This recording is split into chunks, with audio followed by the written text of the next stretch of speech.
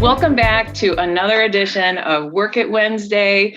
I'm so excited to be here again with Master Career Coach Carol Raybach. And today we're going to talk about how to prepare for the job search. What are some of the things you might be thinking about during the job preparation?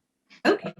The first thing that I would say is before you start doing anything, unless you know exactly what the job is that you're looking for, you just want to get out of your company and I want to do this job and this is the industry I want to work in. Most people, what they do is go on job sites first. I would say that's definitely not the best approach. That can be really frustrating. You start looking at different jobs. You start saying, "Oh, I'm not qualified," or I'm not going to get enough money," or whatever it is. You start telling yourself, and people get really discouraged. They especially get discouraged when they start sending in resumes and they never hear back. So I say that's like a little further down when you're looking for a job again, unless it's exactly what you've been doing before in the same industry, to take a step back and do a little bit of an assessment. And so what I mean by that is, one is, what are your skills? What are your strengths? And I'm sure you could go online and you could just look up, skills, and you would get a whole load of skills. But when I talk about skills, I talk about like communication is a skill, organization is a skill, customer service is a skill, computers are a skill. So I would make a list of my skills before I did anything. And then I would look at my skills, and I'd also maybe ask some people like what they see my skills to be, or say, when I was on the job, these were my key skills. But then once I've looked at all my skills, and hopefully you have a big long list of them, I'd review it and check the skills I really want to use.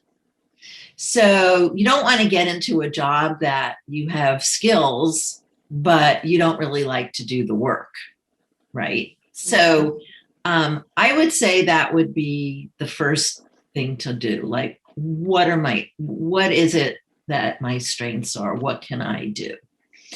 The second thing I would probably take a look at is, what is my criteria? Meaning, am I willing to relocate for a job? Am I willing to take a less salary? Or what is the salary range that I'd be willing to take? That would be one of the things I would look at. Do I like working alone? Do I like working in a team? Do I want to possibly work in a big company, in a small company? So what are, again, the criteria that you might have?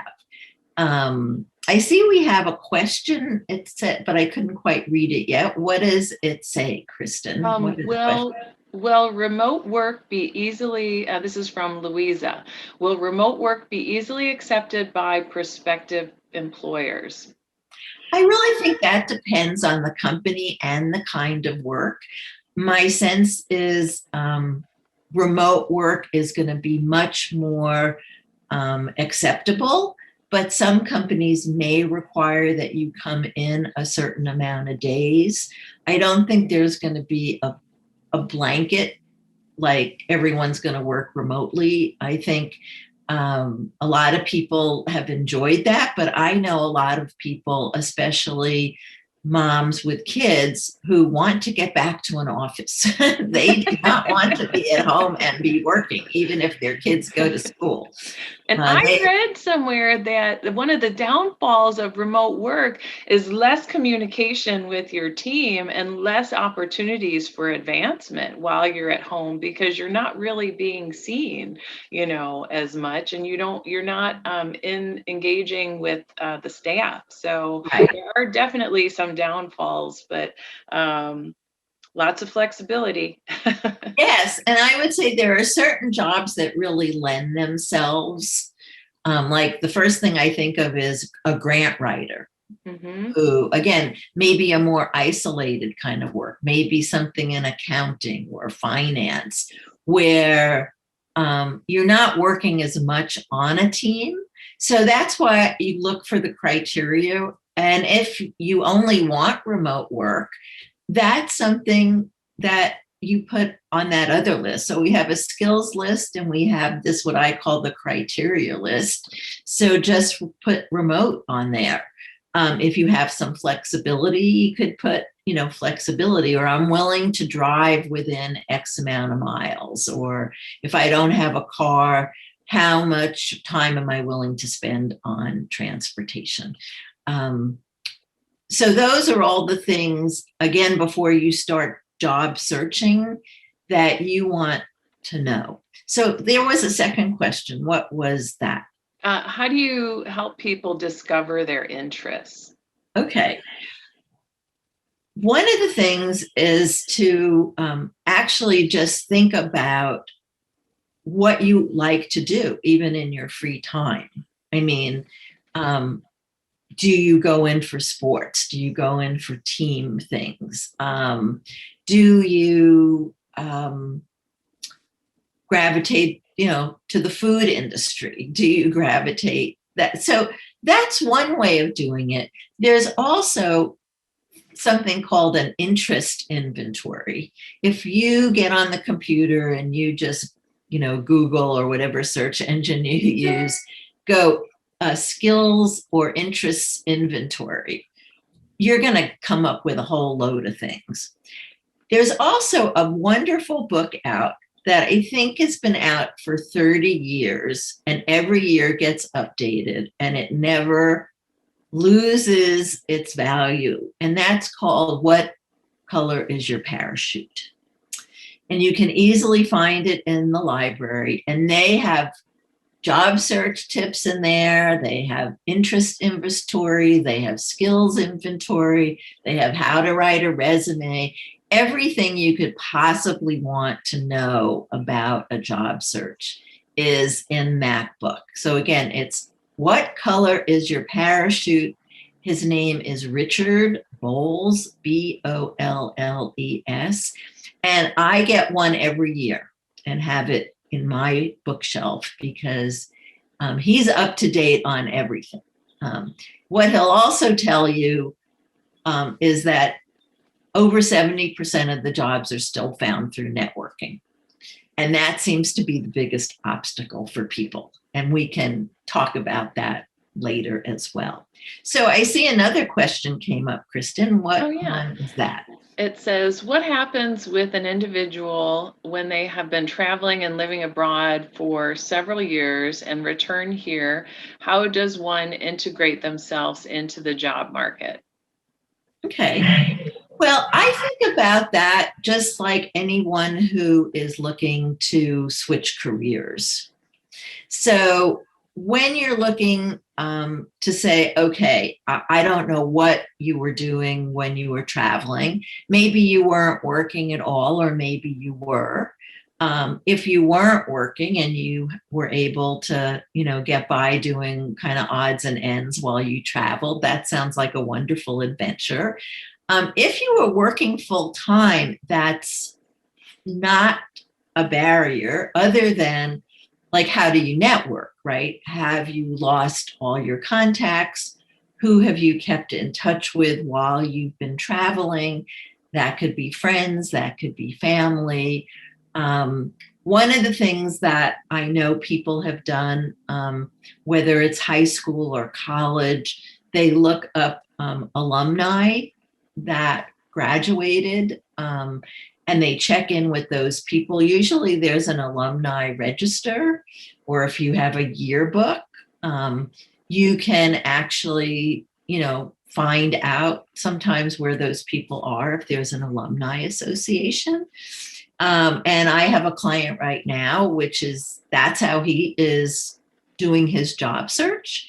He is writing emails to them, and he is, because he's been out of the workforce, actually working for about 30 years. And this is the first time he's out of work and he wants to continue to work. He's clear about what he wants to be doing, but not where or what that might look like. He's open. So that's been a great source. There goes my New York accent, source of a great source of referrals for him. So that's what I would say in terms of the job market. If you're unclear coming back what you want to do, and again, if you've been working while you're traveling, if you have any references, if you can get any recommendations from anybody. And again, if you weren't, we talked about this in another Work It Wednesday. You don't need to go into a long explanation. If you've been out of the workforce for a long time, you can just say, I was overseas and I had some personal things that I needed to do there that, took my time, and now I'm ready. You don't need to tell them where you're traveling, why you traveled, why you took so long if you did. So your question is kind of broad, so I'm trying to answer it in a couple of different ways that might fit whether you're abroad or not, or whether you worked or not. So if you want to do a follow-up question that is more specific, I'd be happy to try to answer that as well. Yeah. What about informational interviews and shadowing? How can those benefit people who are getting prepared for their job search? Well, informational interviewing is great. And I think that sometimes, again, there's a misconception about informational interviewing, which is these are not people you would necessarily think would hire you. An informational interview is just that. I think people get concerned or hesitate to give an informational interview if they think you're looking to have them hire you. So what you want to do again is, let's say you want to be in the wine industry or you want to be in the hospitality industry. Hopefully somebody knows somebody there, and you can then ask, who do you think would be open to sitting down with me or having a phone call with me for 15 or 20 minutes so I can find out more about what they do. And usually if you build a rapport with them and they see you have something to offer, they're most likely to refer you on to other people. And if they can allow you to shadow them, they will, So again, it's all about having to reach out, which is an obstacle for many people. We all tell ourselves, why would somebody want to talk to me? Or what am I going to give them in return? Or what's the benefit? And all of that is just chatter in your head that really isn't true, because most people love to talk about themselves. And if they've been successful in their work, they love to talk about that. And they love to help other people. Sure, you're going to find a few people, they'll just say, no, I don't have any time, and just move on. I mean, if you're not getting a response from somebody, that doesn't mean no one's going to respond, but don't keep calling that person or emailing that person. It's sort of like, there's going to be enough people who will talk to you that you don't need to spend your time going after people who won't talk to you. So Yeah, it's kind of like dating, right? I mean, yeah, exactly. You don't want to keep calling that person if they're not responding. Right, exactly. So, and an informational interview is very important. I mean, both, especially if you're shifting what you're doing in some way. I mean, whether it's a big shift or, a small shift, you may have an idea about a job, but it's really different when you talk to people about exactly what they do. And then also, if that job exists in big companies or small or nonprofit, that's going to be a very different answer from three different people. And so I had a client once who was thinking about, she wanted to get into being a patient advocate, and thought that she had healthcare background and that would be really interesting. And so, and that wasn't really her background at all. I mean, she had been an engineer, and then she had been a leadership trainer, and then she just got very interested in the healthcare system and thought, well, this would be next. And so she did several informational interviews. I think she did like 5 or 6 of them. And at the end, she realized, and she was in her early 50s, that it was going to take her 3 years or 4 years before she might actually get a job. And she then thought about, okay, well, maybe I could do some volunteer work and do my regular job that I've been good at and I like, through my retirement. And then she found a nonprofit, in a healthcare system where they did patient advocacy. So she got that need met, and she realized she didn't want to spend the time or money to go back to school. Okay, I see more questions. Oh, yeah. Okay, so Louisa says, even though there is a federal offense to not hire people because of age or disability, there is a definitive unconscious rejection, even if they are highly qualified. How can one tackle this issue legitimately? Happens a lot. Okay. Well, I mean, that's, again, somewhat broad, which is, on the one hand, you could say, yes, people do discriminate, even though by law they're not allowed to. Okay. The next question then becomes, okay, what can you do, if anything? And there may not really be anything that you could do. One is to try to get feedback from the employer, which a lot of them don't do, I will say. That's, says, well, who did you hire and what was the criteria? So sometimes you can find out who they actually hired. And if they're on LinkedIn or there's been an announcement in the paper, you can see the background and you could see how you match up to that background. If you feel like you have been discriminated against, you can, try to go to, I don't know, Christine, you might know what the agency is, the name of the agency where you would go for that. And then we could find out. Yeah, you could find out how you would, issue that. So, I mean, people discriminate for all different reasons. I mean, it could be disability, it could be race, it could be gender, it could be age, So what you're hoping for is finding an employer or a hiring manager who is really looking for the most qualified person. But I really can't answer the question around how to get people not to discriminate. I mean, and that's in all walks of life. If I knew that, I would be really, I'd feel like I was a star if I could eliminate discrimination.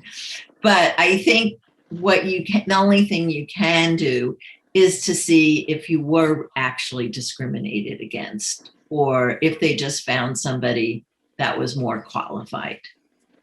So I know that's probably not a great answer, but that's the only one that I can think of at the moment. So I wanted to touch on social media. Do you think that you have to have a LinkedIn account? And also maybe touch base on how employers do search people's social accounts before they're bringing somebody in as a candidate? I think LinkedIn, your presence is important, both for you and an employer, and for recruiters. And that's the platform I think that is most used. They may look on social media. I don't know, again, this would be a legal question, which is, I'm sure they do. I don't know the legality around it. So the best thing is to say, don't put anything on social media that you would regret an employer to see.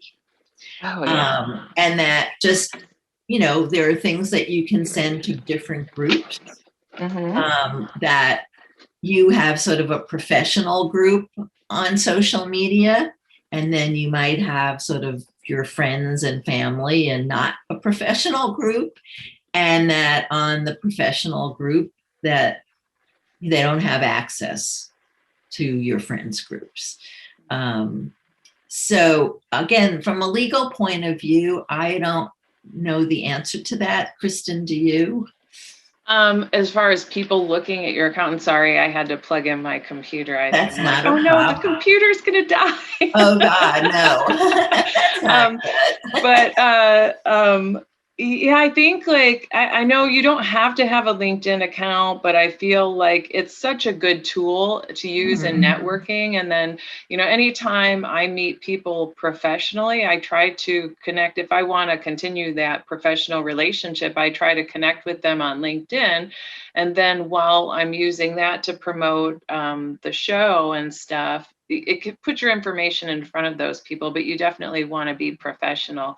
And as far as your other social sites go, I think anytime somebody is going to invest in you and bring you into their organization and provide you with benefits, and they're going to do as much research as possible. So I would say clean it up. On most sites, you can go in and do a public search of how what's posted and what people can see.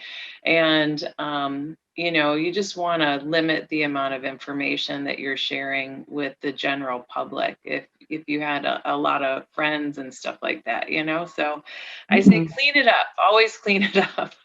This is for everybody, that as Kristen said, I get people hopefully to a place where they are confident in all aspects of the job search.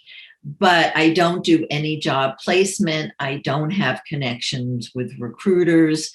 However, I do have over 500 LinkedIn connections, or maybe even more than that.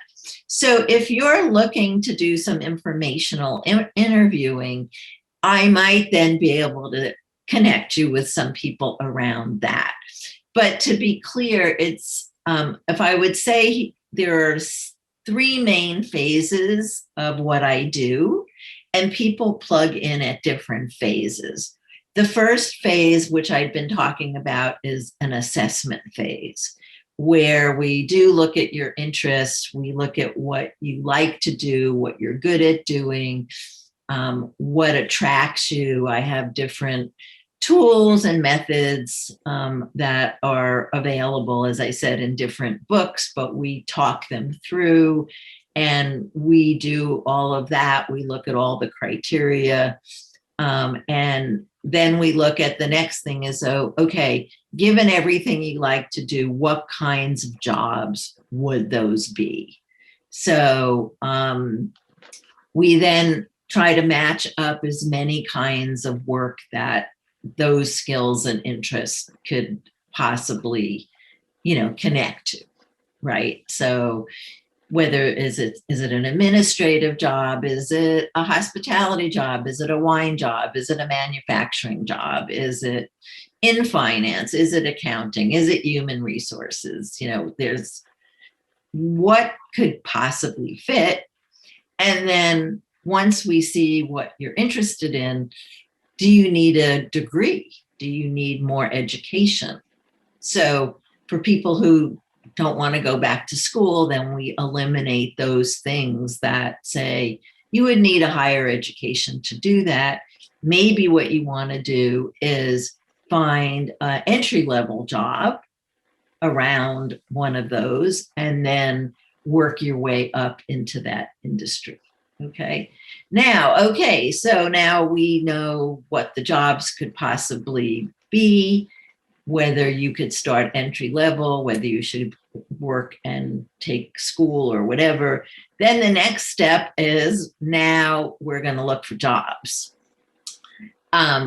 And we're going to start to network, and we're going to start to do informational interviews. And I can support you with your resume, and I could support you with your cover letter, and how to have networking discussions, how to have informational interview discussions, and then how do you go from there? And then finally, hopefully you find a job. So I have people who start anywhere on that continuum and go part way. Some people just want an assessment and they go, I'm fine now. I know what I'm looking for. I'm good to go. Other people have done the whole front part and just say, could you help me with my resume and the networking piece of it? So some clients I've done from one end to the other, but as I said, right now I have a mixture. I do have, one person where it's really been all about networking and how to expand his network, and how does he tell people about what he does? Like, how does he communicate? That's like an elevator pitch, right? Yes, exactly. And he was having so much trouble with an elevator pitch. And I just said, tell me what you love to do. And he went on. And as soon as I said, tell me what you love to do, it came out. And I said, there's your elevator pitch. That's what you love to do. You love to take small to mid-size companies and help them find processes in the area of operations and finance. And up until that point, he was just giving me so much jargon that I couldn't understand a word he was saying.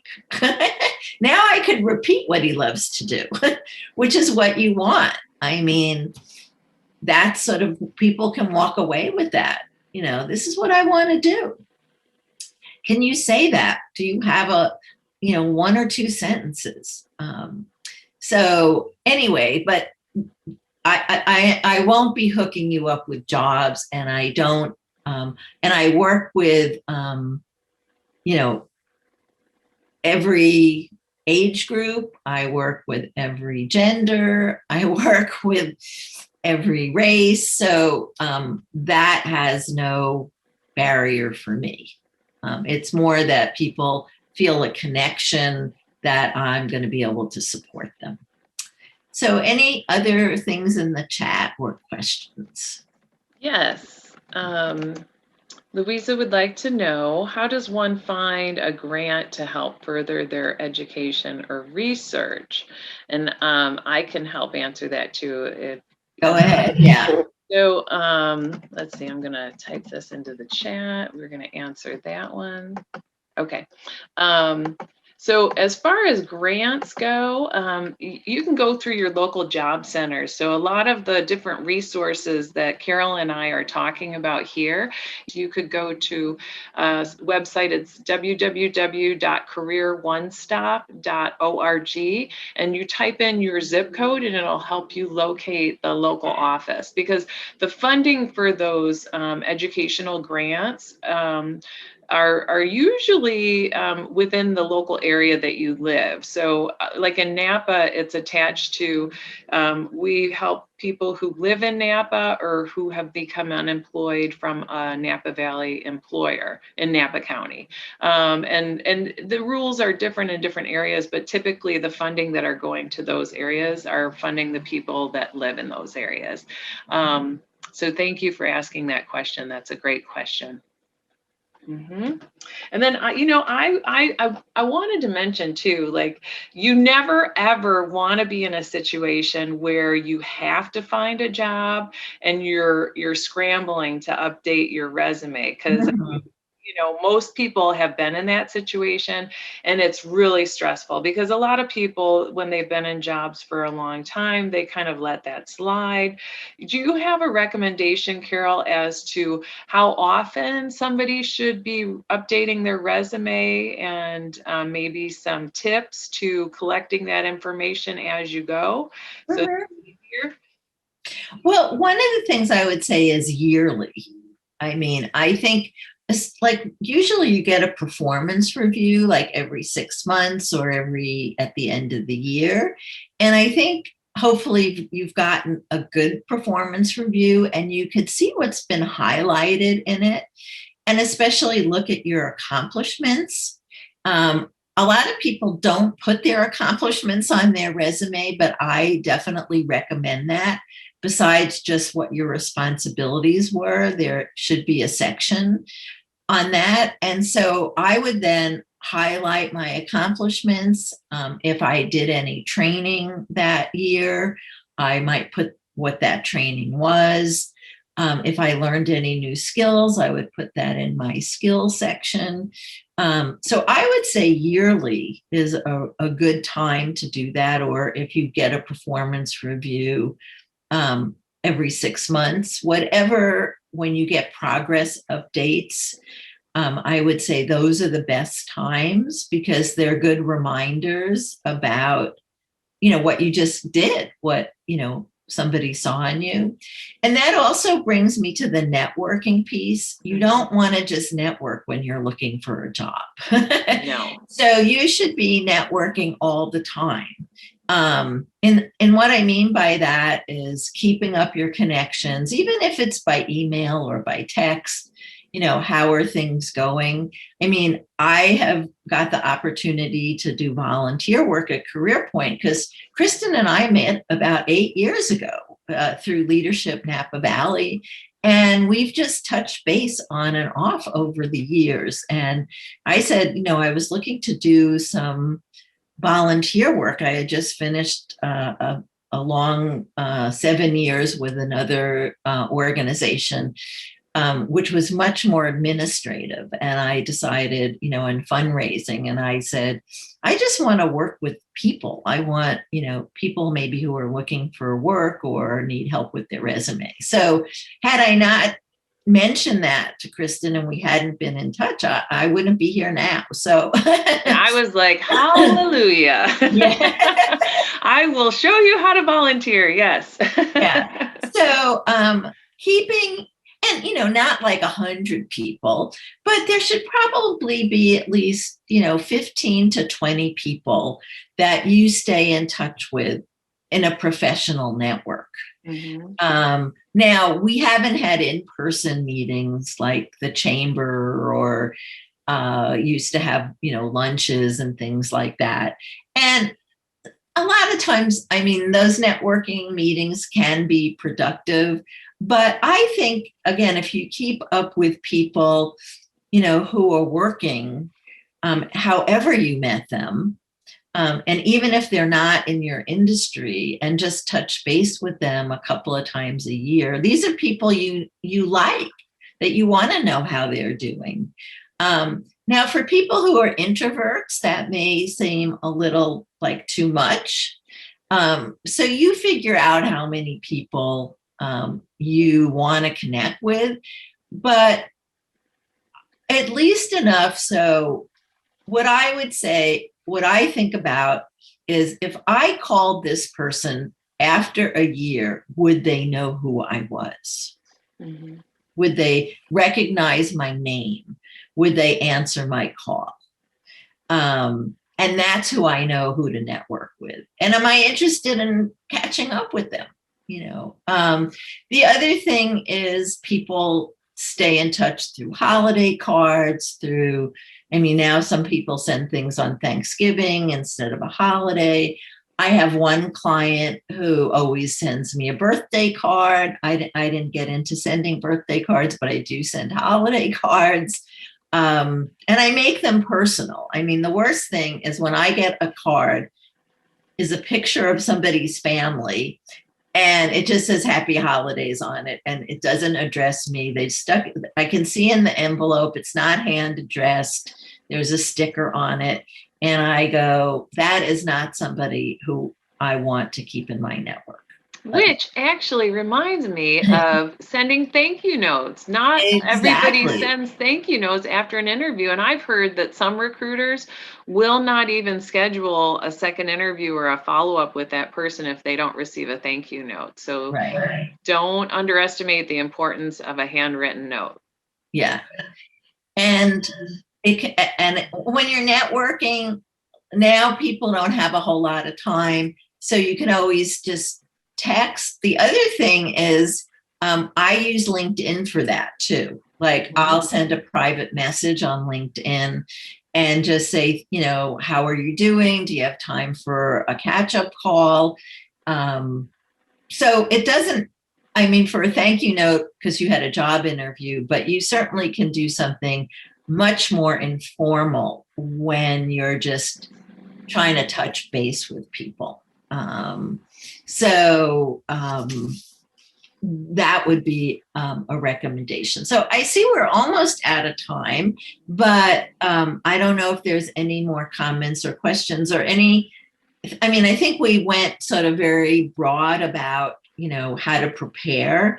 I hope when I went through sort of the services that I do, that was sort of what you should be thinking of on your own, right? So, a skill assessment and then a matching to your job, then which jobs would fit. Oh, and we even have industry information. So over at Napa Valley Unified, the transition specialist and her team created these lists of jobs by industry. And Oh, wow. it's so cool because it tells you what the pay range is, what education is required. So if anybody's interested in seeing those, we've got copies of that as well at the office. If you just let me know, I'll share those with you. Right. Yeah. So again, I do give a free consultation. If you go to my website again, it's Rehbock, REHBOCK solutions.com. And I think Kristen can put it in the chat for you all. And you can sign up and I'd be happy to talk with you. You don't need to be interested in full-time coaching. I mean, if some of you are, that's great. But if you want to just have a one session with me so I could look at your resume or talk about anything we talked about, that's part of my volunteer work. So feel free to do that as well.